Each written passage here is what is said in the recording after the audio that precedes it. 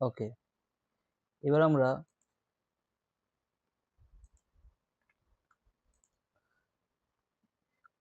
3 নম্বর কোশ্চেনটা সলভ করবো। এখানে কি বলা আছে, রমেনবাবু 12টি লজেন্স 5 টাকায় বিক্রি করে 4% ক্ষতি হলো, তিনি কতগুলো লজেন্স 10 টাকায় বিক্রি করলে 28% লাভ হতো? তো এটা করা যাক। তো 5 টাকায় 4% ক্ষতি, সেটা কি বিক্রি করার সময়? ওকে, তাহলে আমাকে সব বিক্রয় মূল্যের উপর করতে হবে ব্যাপারটা, প্রথম যে পার্টটা আছে। তো করা যাক। প্রথমে হচ্ছে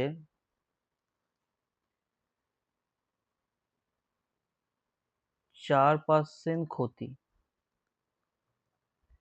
5 টাকায় বিক্রি করে, এটা হচ্ছে মেন পয়েন্ট। তাহলে কি বলছি আমি, 4% মানে কি হচ্ছে, 100 টাকা 96 টাকায় বিক্রি করেছিল, এটা বিক্রি করেছিল করেছিল যার দাম হচ্ছে, যার দাম হলো 100 টাকা। 100 টাকায় ক্রয় মূল্য ছিল, সেটা বিক্রয় করেছে 96 টাকায়, তাই 4% লাভ হয়েছে, লস হয়েছে। তাহলে 5 টাকায় যে বিক্রি করেছিল সেই বিক্রয় মূল্যের আসল ক্রয় মূল্য কত সেটা বের করতে হবে প্রথমে। তো আমরা লিখতে পারি 96 টাকায় বিক্রয় মূল্য হলে, বিক্রয় মূল্য হলে ক্রয় মূল্য 100 টাকা।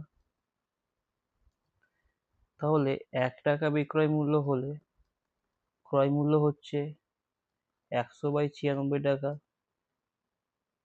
5 টাকা বিক্রয় মূল্য হলে ক্রয় মূল্য হচ্ছে 100 × 5/96। এটা সিম্পলিফাই করলে পাবো আমরা 125/24 টাকা। এবার দেখো, এইবার হচ্ছে এইটা হচ্ছে অরিজিনাল ক্রয় মূল্য ছিল, যেটা 5-এর থেকে বেশি, কিন্তু বিক্রয় মূল্য 5 টাকা হয়েছে, তাই লস হয়েছে। এবার আমরা যদি এই টাকাটার ওপর আমরা 28% লাভ দেখাতে চাই, 28% লাভ, এটার অর্থ হচ্ছে কি, এটার অর্থ হচ্ছে যে ক্রয় মূল্যের উপর লাভ দেখাবো আমরা, অন ক্রয় মূল্য। অর্থাৎ যদি আমি 100 টাকা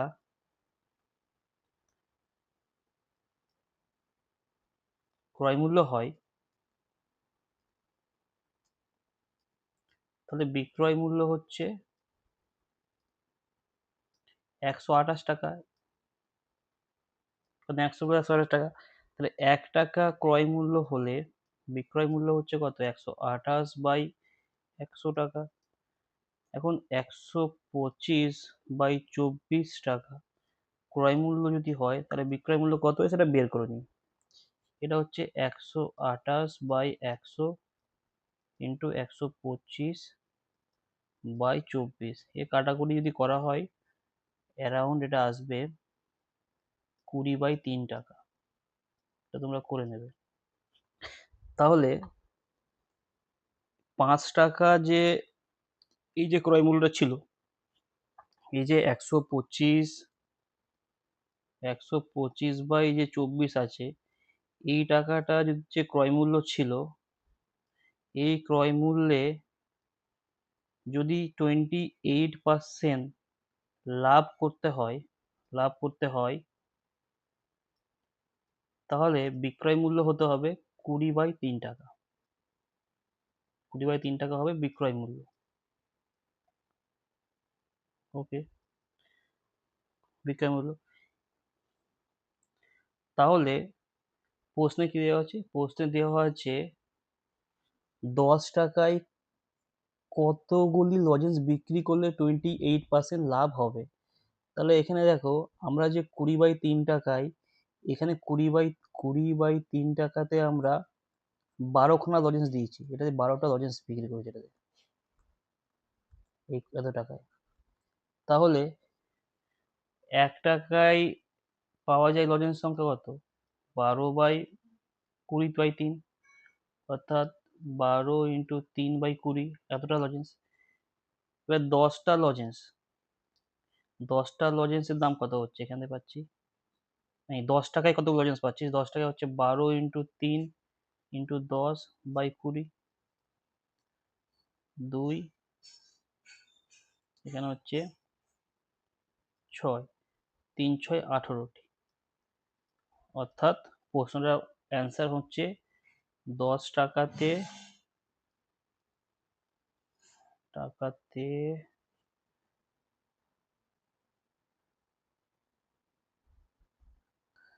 দিতে হবে 10 টাকায় 18টি লজেন্স বিক্রি করতে হবে। তো এটা হয়ে গেল। নেক্সট কোশ্চেন হচ্ছে রবিন কাকু দুটি হস্তশিল্পের প্রত্যেকটি 1248 টাকাতে বিক্রি করেন। ওকে, তিনি প্রথমটিতে 4% লাভ করে এবং দ্বিতীয়তে 4% ক্ষতি হয়। এটা আমি হিন্টস দিচ্ছি, সে হিন্টস ওয়াইজ কাজ করে। 1248, ওকে। তাহলে এটা হচ্ছে এর যে অরের কোশ্চেনটা আছে, 1248 টাকায় হচ্ছে বিক্রি করে কিছু বিক্রি করে দুটো হস্তশিল্পের কিছু জিনিস আছে। এবার একটাই হচ্ছে লাভ হয় আর একটাই লস হয়। তাহলে যেটা লাভ হচ্ছে সেটা হচ্ছে 4% লাভ, আর দ্বিতীয়তে 4% ক্ষতি হয়। ওকে,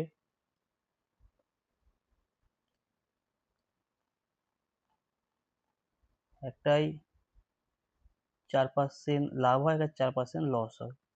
এবার তোমরা কি করবে, এইটাতে করবে তার ক্রয় মূল্য কত হবে, এটাও দেবে ক্রয় মূল্য কত হবে, দিয়ে দুটো জিনিসের একসাথে কত ক্রয় মূল্য এবং একসাথে কত বিক্রয় মূল্য চেক করবে।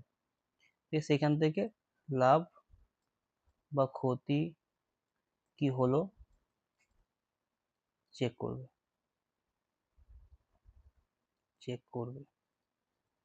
এটা তোমার নিজেরা করবে, এটা আমি করে দেখাচ্ছি না, এটা তোমাদের হোম টাস্ক থাকবে। নেক্সট হচ্ছে এখান থেকে নিয়ে আসি আমি, এই প্রবলেমটা সলভ করতে হবে।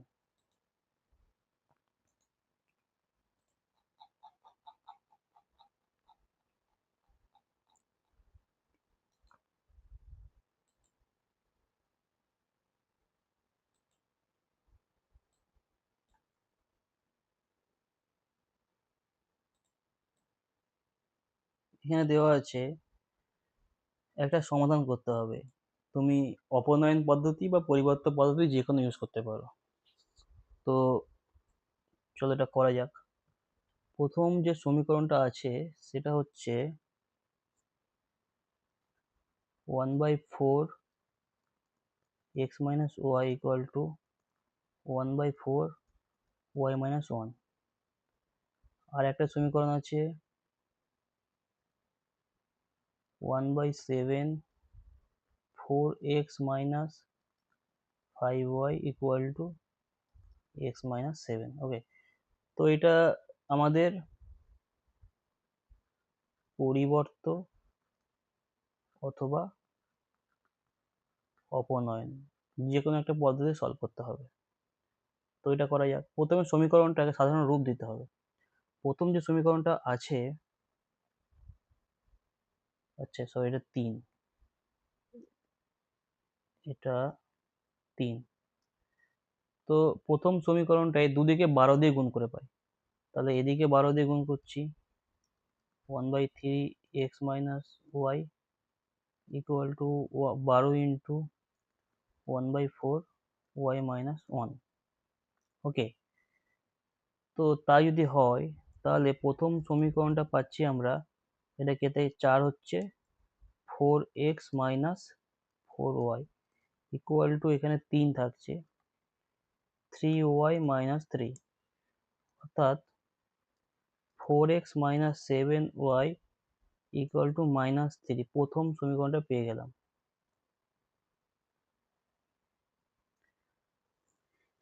এবার দ্বিতীয় যে সমীকরণটা আছে সেটা দেখি, সেটাকে আমি 7 দিয়ে গুণ করে নিচ্ছি, অর্থাৎ দুই পক্ষে 7 দিয়ে গুণ করলে এদিকে 7টা কেটে গেল, ওদিকে 7টা চলে গিয়ে 7x মাইনাস 49 হয়ে গেল। এবার যদি এটা এদিকে নিয়ে আসি আমরা, 4x minus 5y minus 7x equal to minus 49, অতএব minus 3x minus 5y equal to minus 49, অর্থাৎ মাইনাস দিয়ে দুই পক্ষে গুণ করলে হয় 5y ইকুয়াল টু 49। তো প্রথম সমীকরণটা পেলাম আর সেকেন্ড সমীকরণটা পেলাম। এবার এই সমীকরণটার মধ্যে অপনয়ন বা পরিবর্তন যে কোনো একটা পদ্ধতিতে সলভ করতে হবে। তো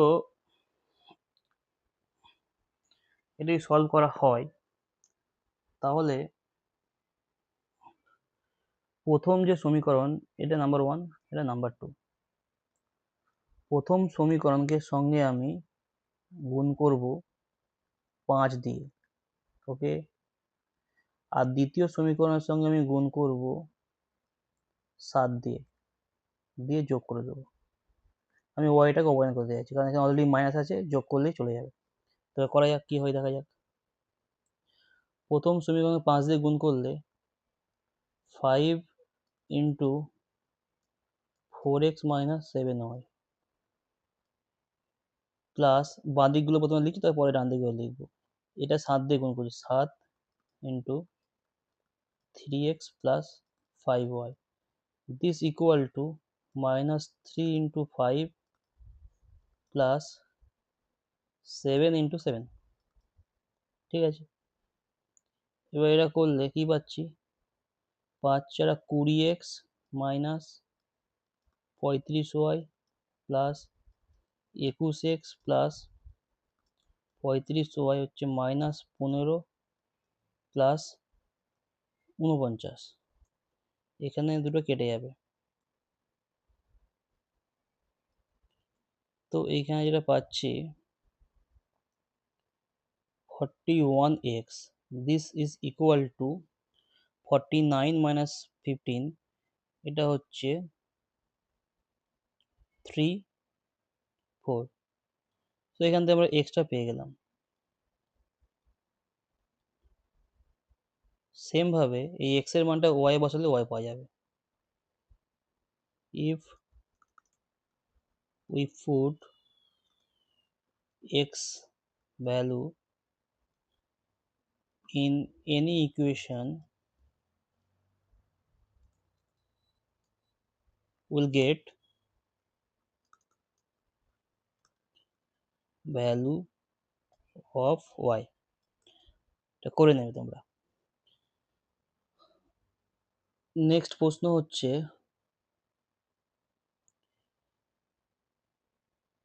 এটাই করব, this is very important question. প্রমাণ করো যে যে কোনো ত্রিভুজের যে কোনো একটি বাহুর মধ্যবিন্দু দিয়ে অঙ্কিত দ্বিতীয় বাহুর সমান্তরাল সরলরেখা তৃতীয় বাহুকে সমদ্বিখণ্ডিত করে এবং ত্রিভুজের বাহুগুলি দ্বারা সমান্তরাল সরলরেখার খণ্ডিতাংশ দ্বিতীয় বাহুর অর্ধেক হবে। ওকে, তাহলে এটার ছবিটা আঁকা যাক প্রথমে।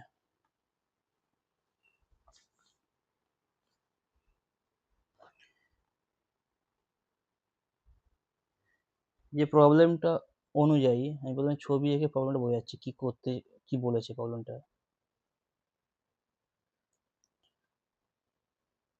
4 প্রবলেমটা এটা ত্রিভুজ আছে, এই যে ত্রিভুজটা যেটা আছে, এই ত্রিভুজটা হচ্ছে এবিসি, এটা ত্রিভুজ আছে। এবার এই ত্রিভুজটার কোনো একটা বাহুর মধ্যবিন্দু, মনে করি এবি বাহু আছে, এর মধ্যবিন্দু হচ্ছে ডি। এই ডি বিন্দু থেকে যদি আমরা এই যে বিসি, এই বিসি বাহুর একটা সমান্তরাল সরলরেখা অঙ্কন করি,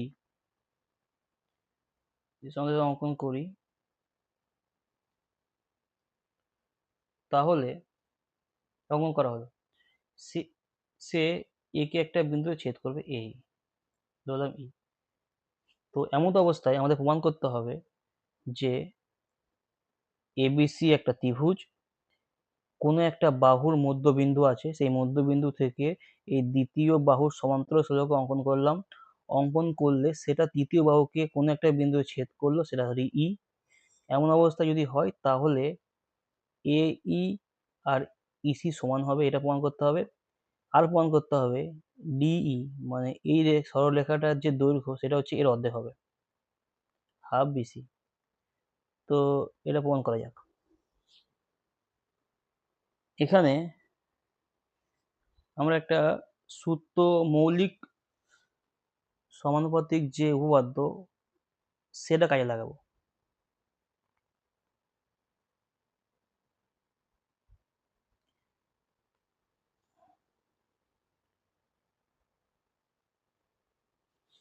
সেটা কি, যে মৌলিক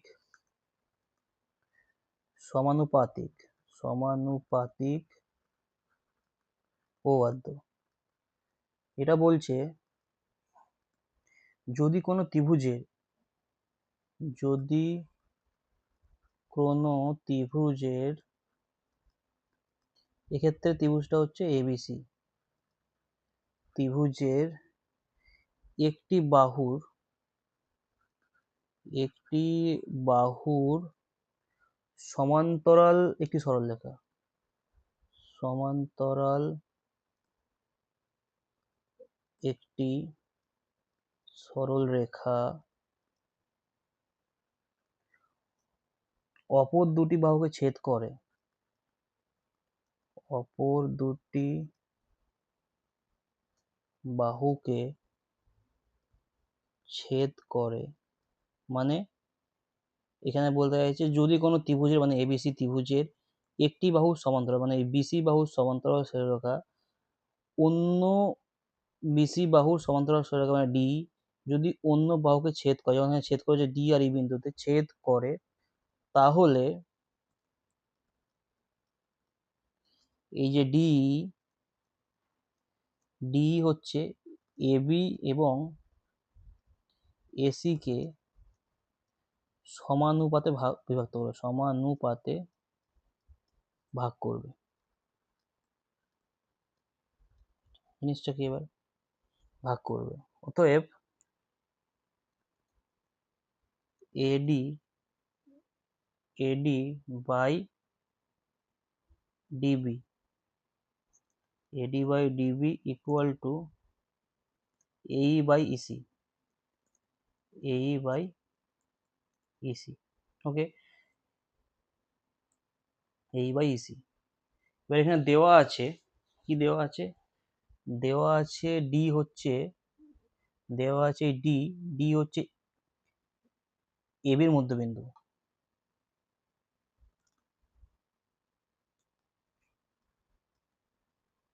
দেওয়া আছে ডি হলো এ বিন্দুর মধ্যবিন্দু। তাহলে কি হবে, এডি আর ডিবিটা সেম হবে, এবি আর ডিবিটা দৈর্ঘ্য সেম হবে, তাহলে এডি বাই ডিবি এটা হবে 1। এটা যদি এখানে বসিয়ে দেওয়া হয় তাহলে কি হবে, তাহলে আমরা পাবো এই বাই ইসি হচ্ছে 1, অতএব এ ইকুয়াল টু ইসি। তো ফার্স্ট উপপাদ্যটা প্রমাণ হলো, প্রথমে প্রমাণ হলো যে সমান্তরাল সরলরেখাটা এসি কে যে পয়েন্টে ছেদ করলো এই পয়েন্টে, সেটা একে দুভাগে ভাগ করছে, সেটা প্রমাণ হয়ে গেল, অর্থাৎ এটা হয়ে গেল। এবার আমাকে এটা প্রমাণ করতে হবে। তো এটা প্রমাণ করতে গেলে কি লাগবে দেখো, ত্রিভুজটাকে আবার নিয়ে আসি এখানটায়।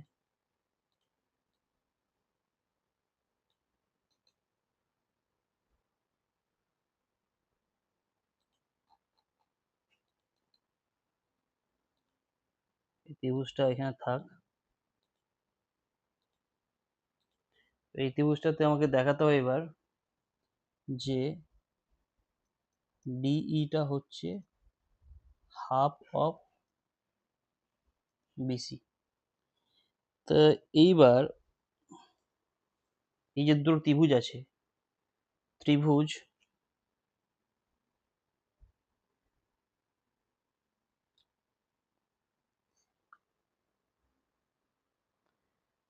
এডিই আর এবিসি, ত্রিভুজ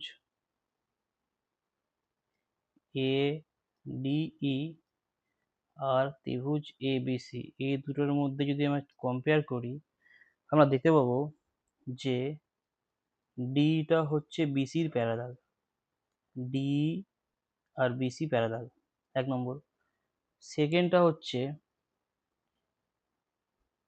এই কোণটা আর এই কোণটা সমান, অর্থাৎ কোণ এডিই ইকুয়াল টু কোণ এবিসি। আবার এই কোণটা অর্থাৎ ই কোণটা এ ইডি ইজ ইকুয়াল টু কোণ এসিবি। তাহলে আমরা বলতে পারি ত্রিভুজ এডিই এটা হচ্ছে সদৃশ্য ত্রিভুজ এবিসি। তো তাই হয়, তাহলে সদৃশ ত্রিভুজের সদৃশ্য ত্রিভুজগুলির অনুরূপ যে বাহুগুলো থাকে, অনুরূপ বাহুগুলি অনুপাত সমান হয়, অনুপাত সমান হয় মিন্স মিন্স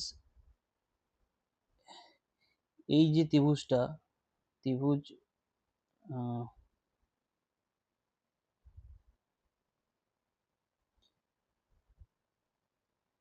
এই যে ত্রিভুজ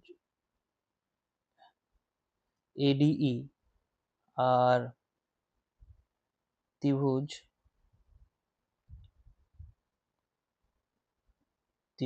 এবিসি, যদি আমি দেখি তাহলে কি দেখবো, দেখবো যে ডিই, এই যে DE DE divided by BC অনুরূপ বাহু, এর রেশিও ইকুয়াল টু, এখানে কোনো একটা লিখতে পারি এই equal to AE by AC. AC মানে এই হচ্ছে এই বাহুটা, আর এসি মানে পুরো বাহুটা অনুরূপকে। এবার আমরা দেখতে পেয়েছি যে এইটা হচ্ছে, এসিটা হচ্ছে 2 × এই দ্বিগুণ ছিল, মানে এসিটা হচ্ছে এর দ্বিগুণ, কারণ কি এইটা এটা সমান, তাই আমরা বলতে পারি এসিটা হচ্ছে 2a। তো এখানে বসিয়ে দিই 2,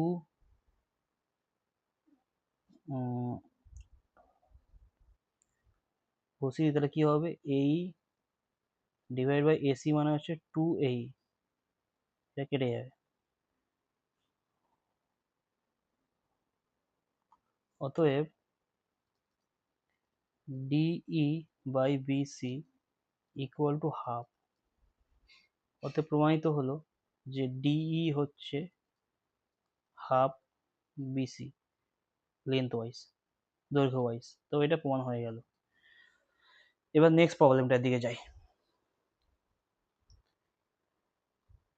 নেক্সট প্রবলেমে কি আছে,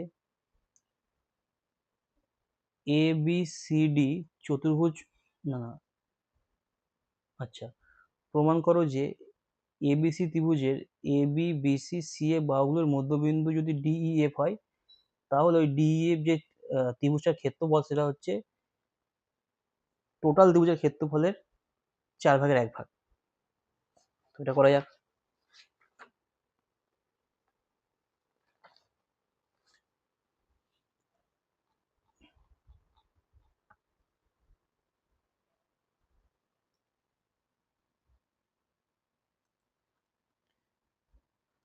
এটা হচ্ছে ত্রিভুজ এ বি সি, এ বির মধ্যবিন্দু হচ্ছে ডি, এর মধ্যবিন্দু হচ্ছে ই, এর মধ্যবিন্দু হচ্ছে এফ। এবার যে ত্রিভুজটা তৈরি হলো, ত্রিভুজটা যে তৈরি হচ্ছে, এই যে ত্রিভুজটা যে ডি ই এফ, এর যে ক্ষেত্রফলটা আছে, এই ক্ষেত্রফলটা হচ্ছে এর 4/1 ভাগ। অর্থাৎ আমাদের প্রমাণ করতে হবে যে ত্রিভুজ ডিইএফ হচ্ছে 1/4 অফ ত্রিভুজ এ বি সি। তো এটা প্রমাণ করা যাক। তো আগের যে অধ্যায়টা সেটার আমরা হেল্প নেবো। কেমন হেল্প নেবো, যে দেখো, যদি আমি কোনো একটা বিবেচনা করি, আমি এটাই ভাবছি, এটাই ভাবছি, এটা যদি ভাবি, এটা হচ্ছে কি, এই সরলরেখাটা হচ্ছে মানে ইএফ যে সরলরেখাটা, ইএফ যে রেখাটা, সেটা হচ্ছে এই দুটোর মধ্যবিন্দু, অর্থাৎ ই বিন্দুটা হচ্ছে বিসির মধ্যবিন্দু, ই হচ্ছে বিসির মধ্যবিন্দু, এবং যদি আমি এফটা দেখি সেটা হচ্ছে আবার এসির মধ্যবিন্দু, এসির মধ্যবিন্দু। তাহলে এখান থেকে একটা কন্ডিশন দেখতে পাই, যে আগে যেটা করলাম আগের প্রবলেমটাই, যে যদি মধ্যবিন্দু হয়, যদি প্যারালাল হয়, মানে এই দুটো সরলরেখা প্যারালাল হয়, তাহলে এরা মধ্যবিন্দু হয়ে যাবে। তো আমরা ঘুরিয়ে বলতে পারি যে ইএফ হচ্ছে এ বির প্যারালাল, এ বির প্যারালাল, এবং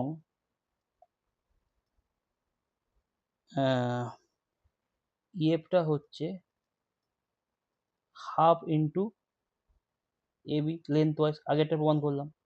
সেম ভাবে যদি আমি ডিই কে ভাবি, ডিই, সেই ডিইটা হচ্ছে প্যারালাল টু, ঠিক আছে, এসি, এসি, এবং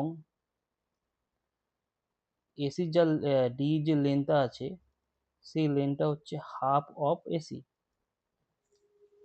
এবং সেম ভাবে এই যে এটা আছে যেটা ডিএফ, সেটা হচ্ছে বিসির প্যারালাল, ডিএফ, এই ডিএফটা হচ্ছে বিসির প্যারালাল, এবং লেন্থ হচ্ছে ডিএফ হচ্ছে হাফ অফ বিসি।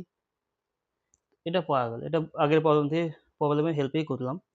এবার সদৃশ ত্রিভুজের ক্ষেত্রফলের ক্ষেত্রে একটা ফর্মুলা আছে। যদি,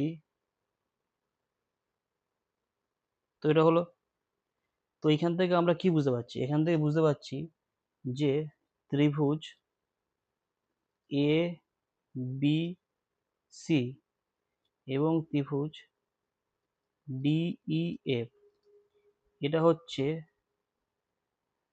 ইএফটা হচ্ছে এ বির প্যারালাল, ডিটা হচ্ছে এসির প্যারালাল, ডিএফটা বিসির প্যারালাল। তাহলে এরা হচ্ছে সদৃশ ত্রিভুজ, দুটো সদৃশ ত্রিভুজ। এই সদৃশ্য ত্রিভুজ যেটা হয়, সদৃশ্য ত্রিভুজের ক্ষেত্রে ক্ষেত্রফলের একটা রেশিও আছে, অর্থাৎ ক্ষেত্রফলের রেশিও হচ্ছে, যদি ত্রিভুজ এ বি সি যে ক্ষেত্রফল বাই ত্রিভুজ ডিইএফ এর যে ক্ষেত্রফল হয়, সেটা হচ্ছে তার যে বাহু আছে, বাহুর বাহুর যে দৈর্ঘ্য আছে তার যে অনুপাত হয় সেই অনুপাতে স্কোয়ার হয়। এখন আমরা দেখতে পাচ্ছি যে এই এবিসি যে ত্রিভুজের যে বাহু, এবিসি ত্রিভুজের যে বাহুগুলো আছে, বাহুগুলোই প্রত্যেকে হচ্ছে ত্রিভুজ যে ডিইএফ এর বাহুর দৈর্ঘ্যের ডাবল, দ্বিগুণ। তাহলে এখানে 2 এর স্কোয়ার হয়ে যাবে, তাই 4। তাহলে এখানে দেখতে পাচ্ছি ত্রিভুজ এবিসি হচ্ছে 4 টাইমস ত্রিভুজ ডিইএফ। তো এটা প্রমাণ হয়ে গেল। অ্যাপ্লিকেশন পয়েন্ট অফ ভিউর জন্য ভালো প্রবলেম। নেক্সট প্রবলেম হচ্ছে 8-এর। এখানে দেওয়া আছে 196 বর্গ সেমি ক্ষেত্রফল বিশিষ্ট একটি বর্গাকার পিতলের পাত থেকে 4টি সর্ববৃহৎ বৃত্তাকার পাত কাটা হলো। তা সেক্ষেত্রে প্রতিটি বৃত্তাকার পাতের পরিধি কত? 196। ওকে, এটা করা যাক। তো 8-এর 1-এর অঙ্কটা, একটা বর্গাকার পাত আছে। এই বর্গাকার পাতের ক্ষেত্রফল হচ্ছে মানে এরিয়া 196 বর্গ সেমি। এবার যদি 196 বর্গ সেমি হয় তাহলে এর বাহুর দৈর্ঘ্য কত হবে? বাহুর দৈর্ঘ্য যদি এ ধরি, মানে এগুলো এ ধরি, তাহলে এ স্কোয়ার হচ্ছে 196, তাহলে এ হচ্ছে 14, তাহলে প্রত্যেকটা দৈর্ঘ্য হচ্ছে 14 সেন্টিমিটার। এবার বলা হয়েছে যে এই পাত থেকে 4টে বড় বড় বৃত্তাকার পাত তৈরি করতে হবে। তা সেটা তখনই পসিবল যখন এটাকে আমরা সমান 4টে ভাগে ভাগ করব, অর্থাৎ সেগুলো হবে একটা বর্গক্ষেত্র, প্রত্যেকটা সেম। এবং এই বর্গক্ষেত্রের যে বাহুর দৈর্ঘ্য সেটা এর অর্ধেক হবে। কত হবে? 14/2 মানে 7 সেন্টিমিটার, এইটুকুনি। এবং এটা দিয়ে যে বৃত্ত তৈরি হবে, বৃত্তাকার যে পাতটা তৈরি হবে, ভালো করে আঁকা হলে এরকম পুরো গায়ে চারিদিকে থেকে যাবে বৃত্তাকার পাত। তার যে ব্যাস হবে সেই ব্যাসটা হবে 7 সেমি। বোঝা গেল? মানে চারটেতেই যদি আঁকা হয় এরকম বড় বড় 4টে পাত তৈরি হয়ে যাবে কেটে নিলে। এখানেও একটা হবে, এখানেও এই যে আঁকাটা ঠিকঠাক হচ্ছে না, জাস্ট 4টে পাত হয় বড় বড়, চারদিকে থেকে যাবে। তো 7 সেন্টিমিটার, অর্থাৎ বৃত্তাকার যে পাতটা হবে তার ব্যাস হচ্ছে 7 সেমি। তাহলে এখন পরিধি বের করতে হবে। অতএব ব্যাসার্ধ হবে 7/2 সেমি।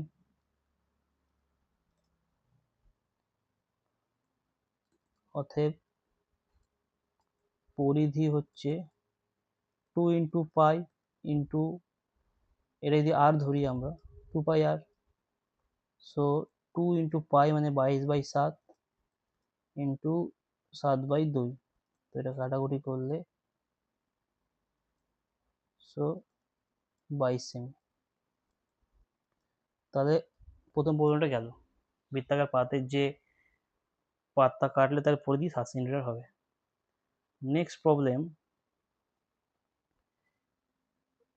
84 বর্গ সেমি ক্ষেত্রফল বিশিষ্ট আয়তাকার বাগানের দৈর্ঘ্য ও প্রস্থের অন্তর হচ্ছে 5 সেন্টিমিটার। তাহলে বাগানের পরিসীমা কত? ওকে, দৈর্ঘ্য প্রস্থের অন্তর 5। আচ্ছা, 2 নম্বর কোশ্চেন।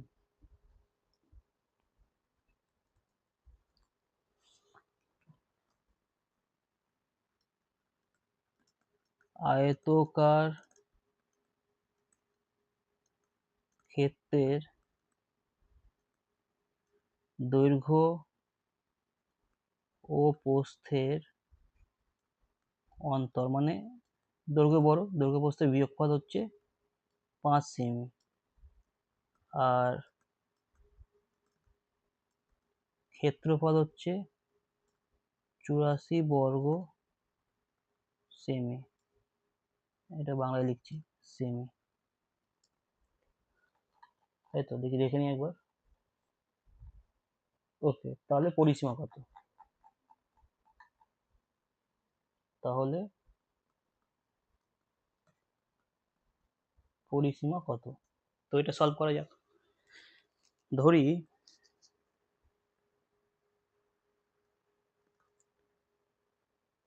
দৈর্ঘ্য x সেমি, প্রস্থ y সেমি। তাহলে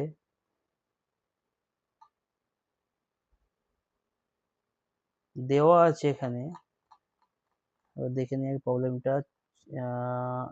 ক্ষেত্রফল 84 বর্গ সেমি আর দৈর্ঘ্য প্রস্থ অন্তত 5 সেন্টিমিটার। ও ক্ষেত্রের পরিসীমা কত? ওকে, তাহলে দৈর্ঘ্য যেহেতু বড় হয়, তাহলে x মাইনাস ওয়াই হচ্ছে 5, আর ক্ষেত্রফল মানে এক্স ওয়াই হচ্ছে 84। এখান থেকে আমাদের পরিধি বের করতে হবে। অতএব আমি যদি একটা সমীকরণে বসিয়ে দিই, এখান থেকে কি পাচ্ছি? X equal to 5 plus y. এটা এই সমীকরণে, এটা যদি এক্স এর মানটা যদি এই সমীকরণে বসিয়ে দিই, কি হবে? 5 plus y into y equal to 84। Okay, তাহলে এখান থেকে 5y plus Y square equal to 84, এটাকে যদি এদিকে নিয়ে আসি, সরি এখানে 5y, তো y square plus 5y minus 84 equal to 0। এবার এটাকে আমরা কি করতে পারি? 84 মানে হচ্ছে 7কে 12 দিয়ে গুণ করে 84 আসে, এবং 7 আর 12 মাইনাস হচ্ছে অন্তর 5, তার এটা হয়ে যাবে উৎপাদকটা Y square plus 12y minus 5y minus 84 equal to 0। Y common নিলে ওয়াই প্লাস 12 মাইনাস 5 কমন নিলে ওয়াই প্লাস 12 ইকুয়াল টু 0। তাহলে Y plus 12 Y minus 5 equal to 0। অতএব ওয়াই এর দুটো ভ্যালু আছে, একটা হচ্ছে -12, এটা +5। তো এইটা নেব না, এটা নেব, কারণ লেন্থ নেগেটিভ হতে পারে না, তাহলে এইটা নেব। অতএব ওয়াইটা হচ্ছে পেলাম 5, আর এক্সটা কত? তাহলে এক্সটা হচ্ছে ওয়াই প্লাস 5, এরকম ছিল, তার মানে 10। তাহলে এটা হচ্ছে দৈর্ঘ্য, প্রস্থ এটা 5 সেন্টিমিটার, আর দৈর্ঘ্য হচ্ছে 10 সেন্টিমিটার। অতএব ক্ষেত্রফল, এই ক্ষেত্রফল না, পরিধি, অতএব পরিধি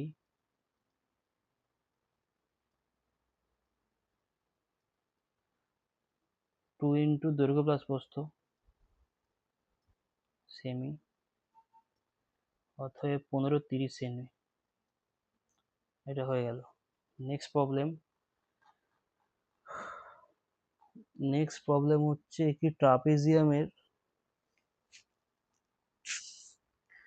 সমান্তরাল বাহুদ্বয়ের দৈর্ঘ্য হচ্ছে 19 আর 9 সেমি, আর তির্যক বাহু দৈর্ঘ্য 8 আর 6 সেমি। তাহলে ট্রাপিজিয়ামটার ক্ষেত্রফল কত? এটা ইন্টারেস্টিং প্রবলেম। ডাইরেক্ট দেওয়া নেই, একটু ঘুরিয়ে দেওয়া আছে। প্রবলেম নাম্বার 3, অথবা 9, ঠিক আছে। 3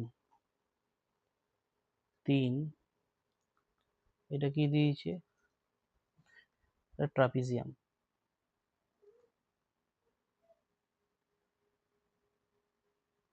ওকে, এই একটা ট্রাপিজিয়াম আছে। এই ট্রাপিজিয়ামটার এই দুটো হচ্ছে সমান্তরাল, একটার দৈর্ঘ্য হচ্ছে 9 সেমি আর একটা দৈর্ঘ্য হচ্ছে 19 সেমি, এবং এই তির্যক বাহু দুটো আছে,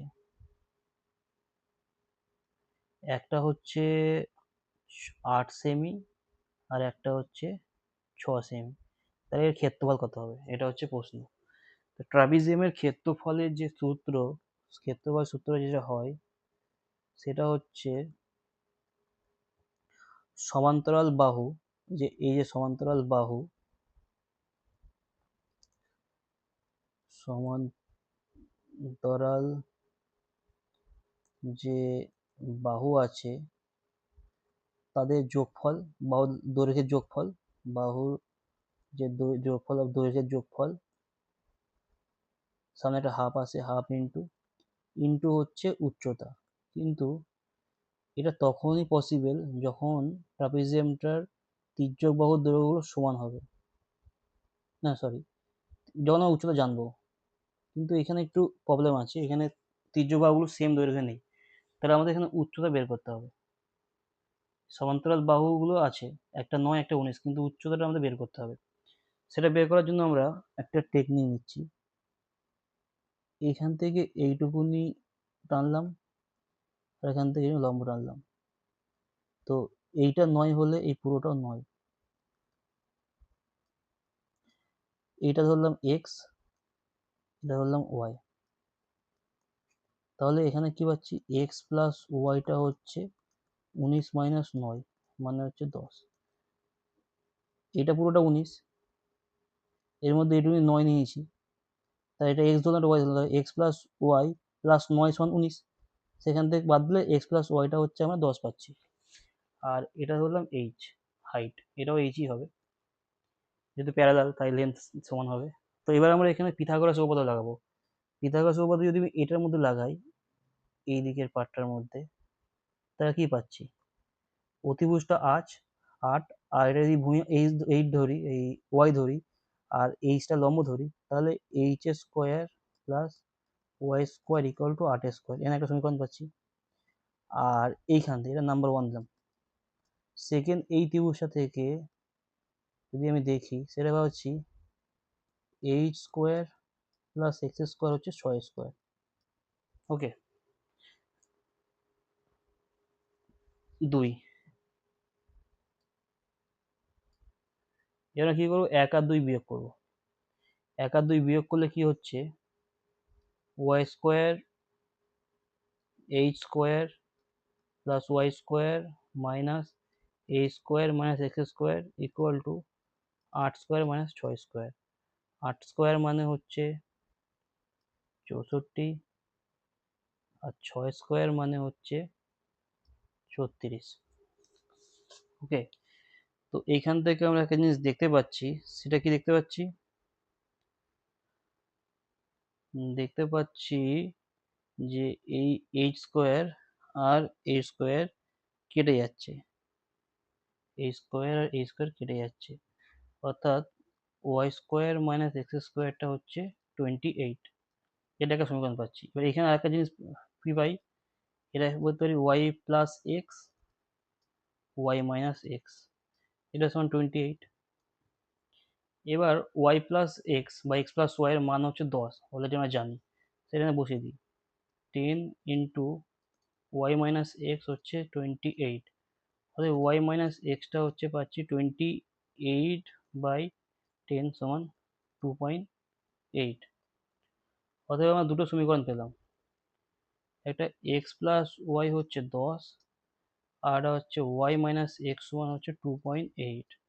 এবার যদি এই সমীকরণটাকে যোগ করে দিই, দুটোকে যোগ করলে কি হবে, যোগ করলে আমরা পাচ্ছি x plus y plus y minus x হচ্ছে 10 প্লাস 2.8, অর্থাৎ 12.8। এটা কেটে যাচ্ছে এক্সট্রা, 2y হচ্ছে 12.8, অর্থাৎ ওয়াই হচ্ছে 6.4। এটা 6.4 পেলাম। এবার এটা যদি আমি সমীকরণে বসিয়ে দিই, এক্স প্লাস ওয়াই হচ্ছে 10 এর সমীকরণে বসিয়ে দিই, তাহলে এক্সটা পাচ্ছি কত, 10 মাইনাস 6.4 মানে 3.6। তাহলে এক্স হচ্ছে পেলাম 6.4, ওয়াই হচ্ছে 3.6। তাহলে এইচটা বের করতে হবে, কারণ হাইট দরকার ক্ষেত্রফল বের করার জন্য। তো এখান থেকে যে কোনো একটা সমীকরণ নিই, H square plus Y square equal to 8 square, H square plus Y square equal to 8 square. তো H square plus Y square মানে কত, 6.4 এর whole square equal to 8 square. তো এখানে এইচটা আমরা পেয়ে যাবো √8 স্কোয়ার, প্লাসটা নেবো কারণ হাইট নেগেটিভ হয় না, 6.4 স্কোয়ার। তোমরা ক্যালকুলেট করো কত হচ্ছে হাইটটা। অতএব এইটুকু এখান থেকে ভালো পেয়ে যাবো। অতএব ট্রাপিজিয়ামের ক্ষেত্রফল, যে ক্ষেত্রফলটা হচ্ছে সেটা হচ্ছে হাফ ইন্টু সমান্তরাল যে বাহু তার যোগফল, 9 আছে একটা আর একটা হচ্ছে 19 আছে, 9 আর 19 আছে, হ্যাঁ, ইন্টু হাইট, হাইট হচ্ছে এই যেটা পেলাম 8 স্কোয়ার মাইনাস 6.4 এর হোল স্কোয়ার বর্গ একক। এটা হচ্ছে অ্যান্সার হবে। নেক্সট প্রবলেম আর একটা বাকি আছে।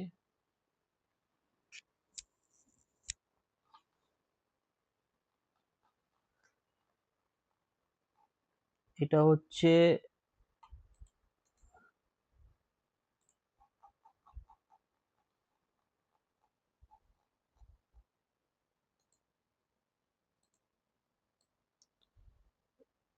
এইটা হচ্ছে ইয়ে করতে হবে, মানে ওই পরিসংখ্যা বহুভুজ অঙ্কন করতে হবে। পরিসংখ্যা বহুভুজ অঙ্কন করতে গেলে দুটো পয়েন্ট দরকার, একটা X axis Y axis. X অ্যাক্সিসে থাকবে হচ্ছে মধ্যবিন্দু, যেখানে এখানে বয়সের মধ্যবিন্দু আছে সেই বয়সের মধ্যবিন্দু, আর ওয়াই অ্যাক্সিসে থাকবে যে তার সংখ্যাগুলো, সেটাকে ড্র করতে হয়। আমি একটা দেখিয়ে দিচ্ছি, যেমন এখানে বয়সের যে শ্রেণীটা আছে সেটা হচ্ছে কত, 25 থেকে 31, 31 থেকে 37, 37 থেকে 43,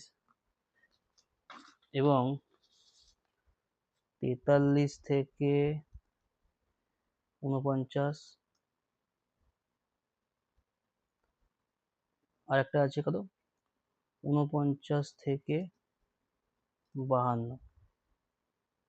এর যে মধ্যমান, মধ্যমান সেটা বের করতে, মধ্যমান কত, 25 আর ডিক্সের মধ্যমান হচ্ছে বেসিক্যালি 25 প্লাস 31/2, যেটা হবে সেটা, সেটা হবে কত, সেটা 28। নেক্সটটাও সেম, 37 প্লাস 31/2, এটা করলে হবে 34, তারপরে হচ্ছে 40, 6 করে বাড়ছে, 46, 52 মধ্যমান। আর শিক্ষিকার সংখ্যা, এটা কত আছে, এটা হচ্ছে এই রেঞ্জে আছে 10 জন, এই রেঞ্জে আছে হচ্ছে 13 জন, এখানে আছে 5 জন, এখানে 3 জন, এখানে 1 জন। এবার এটাকে তোমাদের ড্র করতে হবে, অর্থাৎ আমি জাস্ট একটু হালকা দেখিয়ে দিচ্ছি কি করতে হবে। এই দিকে থাকবে, ওয়াই অক্ষে থাকবে হচ্ছে শিক্ষিকার সংখ্যা, শিক্ষিকার সংখ্যা, এইখানে থাকবে হচ্ছে বয়স বা শ্রেণী, বয়স শ্রেণীটা থাকবে, বয়স শ্রেণী থাকবে।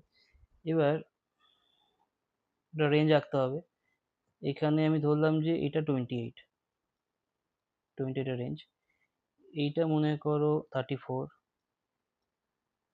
এইটা হচ্ছে 40, এটা হচ্ছে 46, এটা হচ্ছে 52। এবার স্কেলটা যদি আমি করি, এটা 5 স্কেল, এটা 10, এটা 15, ওকে। তো 28 যে মধ্যমান সেখানে আছে 10, এখানে পয়েন্ট পেলাম।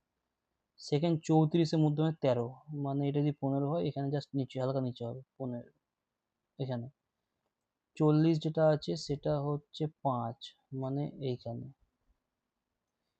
46 যেটা আছে সেটা 3, মানে এই 5-এর একটু নিচে হালকা। আর 1, তো জাস্ট এগুলো জুড়ে দিতে হবে। এগুলো জয়েন করে দিলে যে রেখাংশটা পাচ্ছে এইটাই হচ্ছে বহুভুজ। ওকে, এটা সলভ হলো। নেক্সট ক্লাসে আমরা অন্য প্রবলেম আরও সলভ করবো। Thank you.